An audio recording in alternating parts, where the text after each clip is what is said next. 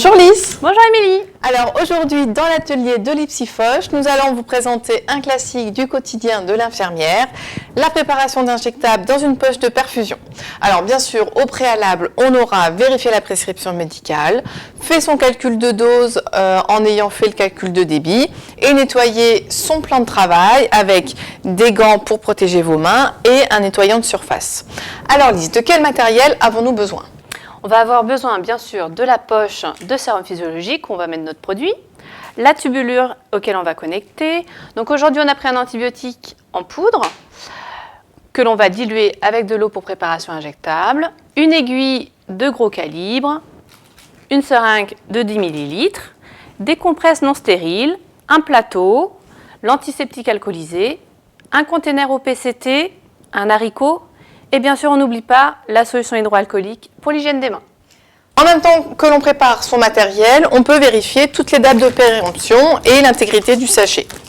Donc là, et on voit bien que le liquide est bien transparent. Les dates ont l'air correctes. Pour débuter son soin, que fait-on? La friction hydroalcoolique. Combien de pression? 2 pressions. Un temps à respecter minimum de 30 secondes. Et puis, respecter les 7 étapes.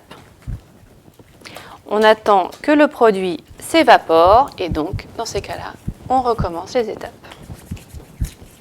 Nos mains sont propres, on peut vraiment commencer le soin. On va pouvoir ouvrir les emballages. Je t'aide un petit peu. Les emballages sont ouverts. Avant de manipuler les compresses qui ne sont pas stériles mais propres, il faut se relaver les mains. Donc je laisse Lys se relaver les mains.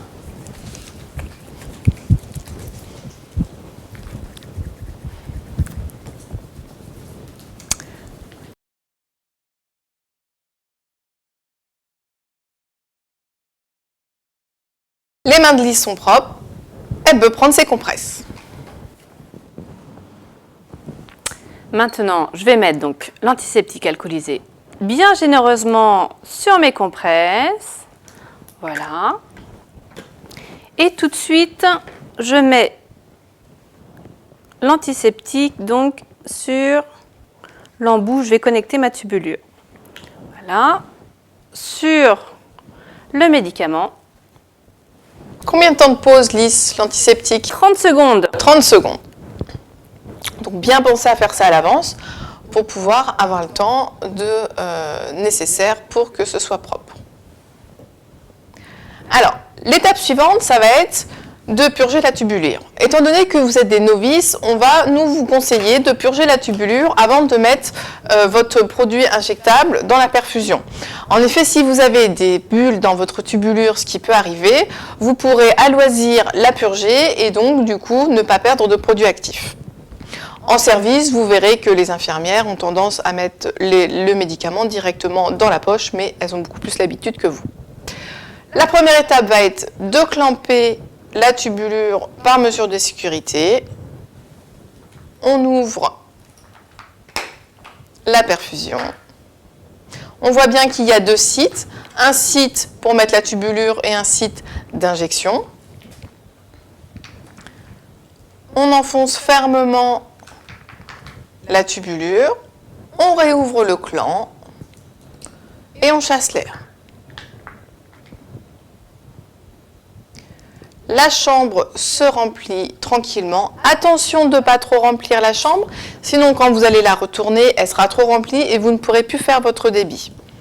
On reclampe et on retourne. On ouvre le clan de la tubulure.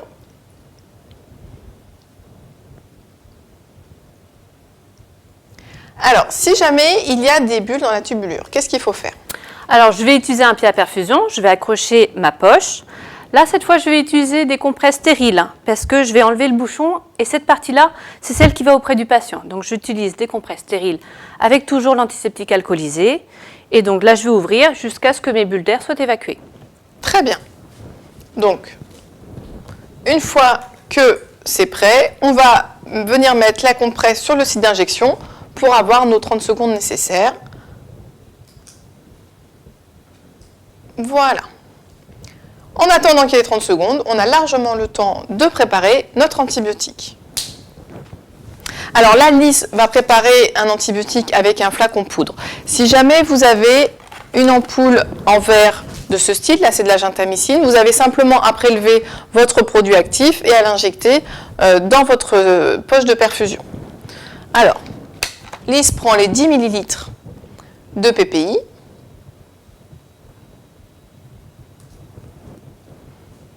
Voilà, qui vont nous servir à diluer la poudre du flacon d'antibiotique.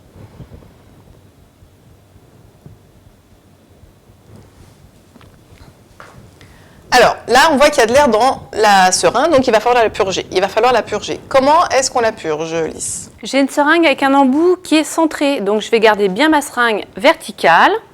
Je vais évacuer l'air doucement jusqu'à ce que je vois que ça perle au bout de mon aiguille.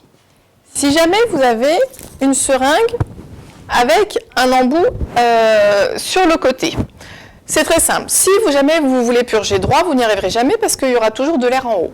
Vous penchez votre seringue sur le côté de l'embout et vous allez venir appuyer doucement et l'air va s'évacuer.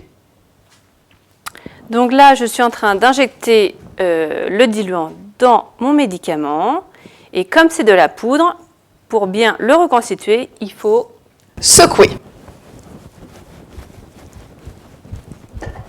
Vous remarquerez que pour ce soin, Lys a les cheveux attachés, a les mains sans bijoux, les ongles coupés et sans vernis, ce qui sont vraiment les règles de base en hygiène. Alors Lys, est-ce que ton produit est bien dilué? Parce qu'il a été bien secoué. Donc elle prend la quantité nécessaire en lien avec la prescription. Alors, on vous conseille également de prendre plus de produits que nécessaire pour pouvoir purger votre seringue et ne pas être trop juste au niveau de la quantité. Voilà, une fois que c'est purgé, on prend la quantité, on jette le reste. Il ne reste plus qu'à mettre le produit dans la poche de perfusion.